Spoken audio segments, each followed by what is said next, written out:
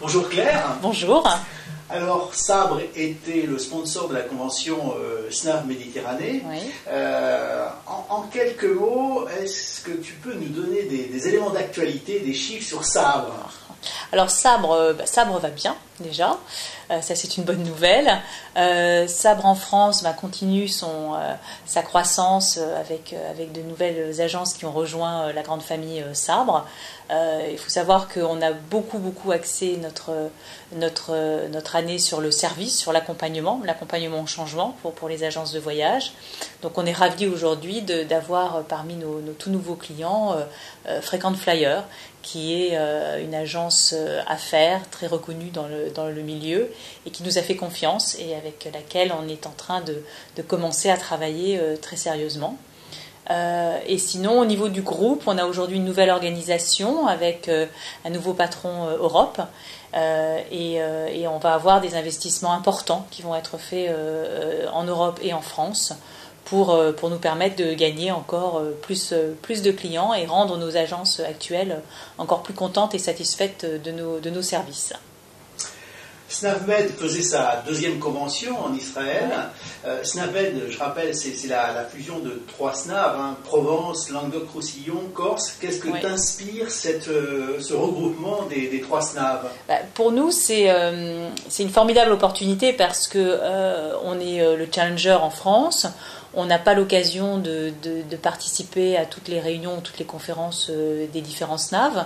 Et alors le fait effectivement de pouvoir en une seule convention rencontrer tous les adhérents et membres de ces différents SNAV, ça nous fait gagner du temps et ça nous permet aussi d'être plus proche de tous ces adhérents. Donc moi je trouve que c'est très positif pour Sabre.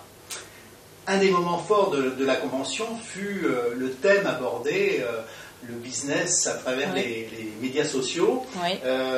Qu'est-ce que tu as retenu de ce moment sur les médias sociaux? Alors on a eu une très belle intervention effectivement sur les médias sociaux. On est assez actif chez SAP sur cette partie-là puisqu'on a aujourd'hui un outil, une solution pour les agences qui s'appelle AgentStream, qui malheureusement n'est pas encore en français, mais ça ne saurait tarder, qui permet aux agences d'échanger aussi sur cette partie-là. L'intervention était vraiment bien faite,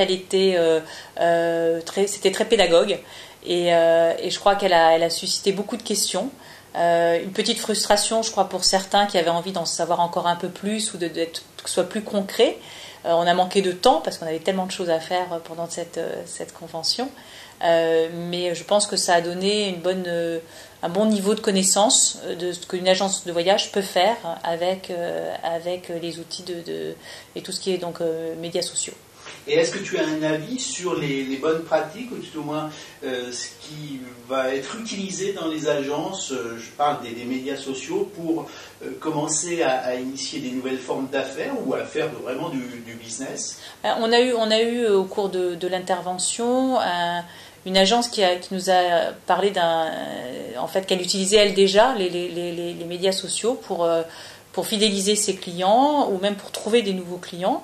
Et c'était intéressant parce qu'effectivement, les gens se lâchent assez en fait à travers les médias sociaux, donnent beaucoup d'informations, beaucoup plus que quand on les a en face à face. Et l'agence en fait peut ainsi récupérer les préférences, les goûts, loisirs et construire les offres et mieux cibler les offres vis-à-vis de ses clients.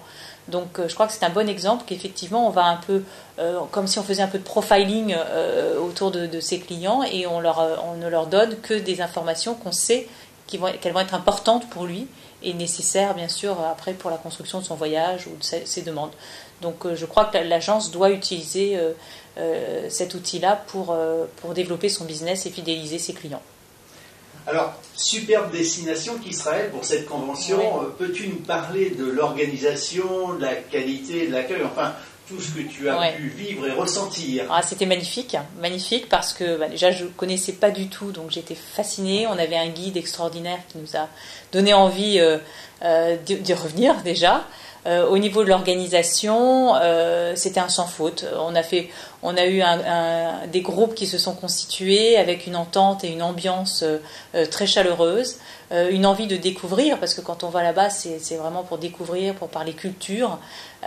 Donc tout le monde était dans la même optique.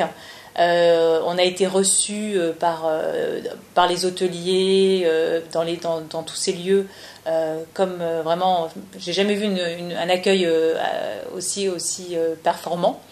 Et on s'est vraiment senti à l'aise pendant ces 3 jours. C'était trop court, il y avait beaucoup de choses à voir, beaucoup trop de choses à voir sur 3 jours, mais ça donne justement envie d'y retourner. L'exercice que je vais te demander est difficile, mais s'il y avait un moment fort à retenir. Un moment fort.